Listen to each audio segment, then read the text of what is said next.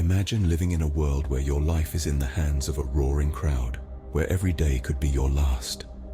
Welcome to the life of a gladiator. Now, who exactly were these gladiators? Well, they were the rock stars of ancient Rome, the main event, the talk of the town. They were warriors, trained to fight, to entertain, and sometimes to die in the Grand Colosseum. But their origins were far from glamorous.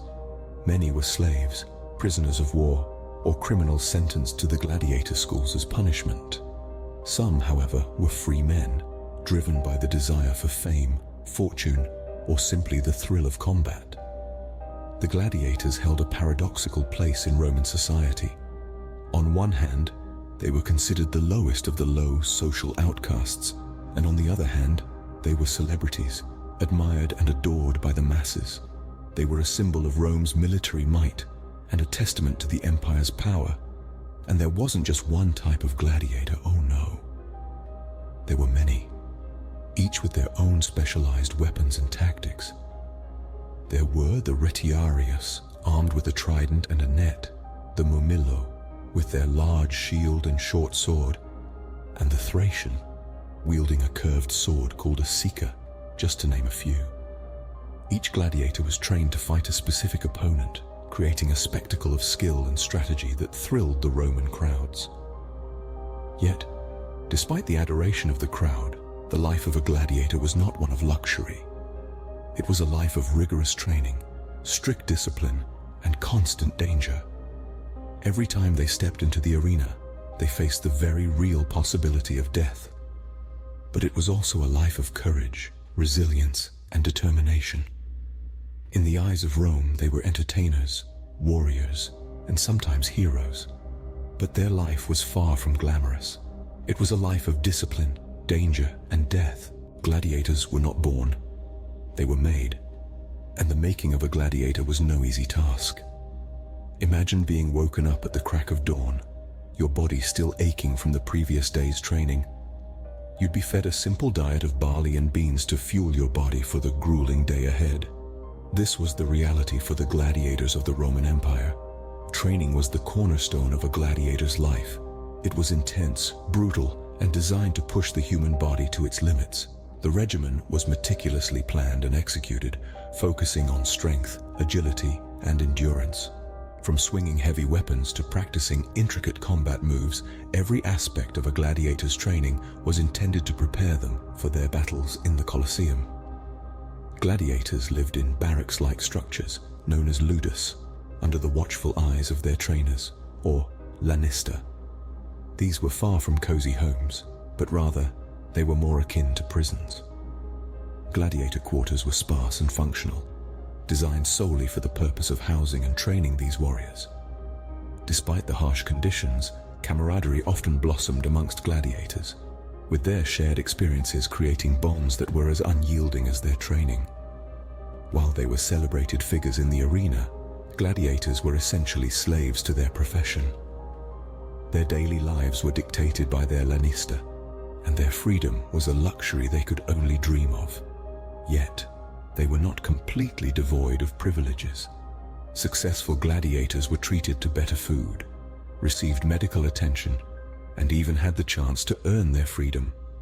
Gladiators were more than just their battles. They were the embodiment of Roman entertainment, and their lives were a spectacle in themselves. Their training was rigorous, their living conditions were harsh, and their lives were dictated by the whims of others. Yet they held a unique position in society, one that was both revered and reviled. Despite the fame and glory that came with victories, the life of a gladiator was one of hardship and struggle. Their existence was a testament to the human spirit, a symbol of the courage and resilience that defined the era of the Roman Empire. The Colosseum, a grand symbol of the Roman Empire, was the stage where gladiators fought for their lives. Imagine this: the sun is at its zenith, casting shadows that dance around the sand-covered arena. The air, thick with anticipation, echoes with the roar of the crowd, a sea of faces, all waiting for the spectacle about to unfold. This is the Colosseum, the heartbeat of Rome, where men became legends. The games, or ludi as they were called, were more than just a pastime. They were a social event, a political tool, and a religious ritual all rolled into one. The games were usually held for a day, but sometimes during special occasions, they could last for weeks. A typical day at the Colosseum would start with beast hunts in the morning, where trained hunters, or venatores, would face off against wild animals brought from the farthest corners of the empire. But the main event, the one everyone eagerly awaited, were the gladiatorial matches. The rules were simple, yet brutal. 2 gladiators would enter the arena, armed with weapons reflective of their gladiatorial class, and they would fight until one could no longer continue. There were different types of matches as well. Some were between equally armed gladiators, a fair fight if you will. Then there were the andabatae matches, where gladiators fought blindfolded, turning the fight into a deadly game of chance. But the games weren't just about the fights. They were about the drama, the spectacle. Gladiators would play to the crowd, their lives often hanging in the balance of the spectators' thumbs.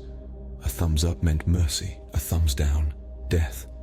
The games were a spectacle of blood and bravery, a testament to the courage of these men who were more than just entertainers. They were warriors, heroes in their own right, fighting not just for their lives, but for the roar of the crowd, the thrill of the fight, and the fleeting taste of glory in the heart of the Colosseum. Beyond the roar of the crowd and the thrill of the fight, the life of a gladiator was filled with trials and tribulations. The Colosseum was a stage, and on this stage, the gladiators were both actors and victims, caught in a perpetual cycle of life and death. The physical toll was immense. These men were pushed to the brink of human endurance, their bodies subjected to grueling fights that often led to serious injuries or worse. Death, broken bones, open wounds, and severe blood loss were just part and parcel of their daily life. But it wasn't just about the physical pain. The psychological torment was just as brutal, if not more. Imagine being ripped from your home, forced into a life where your worth was measured by how well you could wield a sword or a trident. The lack of freedom was suffocating. Gladiators were not free men. They were owned, bought, and sold like commodities, their lives dictated by the whims of their masters. They lived each day with the constant fear of death. Every morning they woke up knowing that it could be their last. Every fight they entered could be their final performance. The specter of death was always lurking, an uninvited guest at every meal, at every training session, at every fight. Yet, they were more than just fighters. They were human beings with their own hopes and dreams. Some dreamed of earning their freedom, of returning home to their loved ones. Others dreamed of glory, of leaving their mark in the sands of the Colosseum. But for many, their dreams were simpler, humbler. They dreamed of surviving, of living to see another sunrise, another sunset. In the end, they were not just warriors. They were men of flesh and blood, with hearts that beat and minds that thought. They laughed, they cried, they loved, they feared. They were human, just like you and me. They were warriors, yes, but they were also human beings with hopes, fears, and dreams. The gladiators may be long gone, but their legacy lives on. These warriors, clad in armor and brandishing weapons in the heart of the Colosseum, have etched themselves into the annals of history, their stories forever intertwined with the narrative of the Roman Empire. Today, their influence is ever present, shaping our understanding of the past and permeating the realm of popular culture. From the epic Hollywood blockbusters to the pages of gripping novels, the gladiators remain an enduring symbol of courage, struggle, and defiance against the odds. Their legacy is not confined to the cinema or literature. In sports, the gladiatorial ethos of physical prowess, strategic acumen, and unyielding determination resonates profoundly. From the gridiron to the rugby pitch, athletes channel the spirit of the gladiators, battling not for survival, but for glory and honor. In the realm of academia, scholars continue to delve into the lives of these ancient warriors, their research unveiling layers of complexity beneath the surface spectacle of gladiatorial combat. Through their work, we gain a deeper understanding of the societal, cultural, and political dynamics of the Roman Empire, providing a richer, more nuanced perspective of this extraordinary period in human history.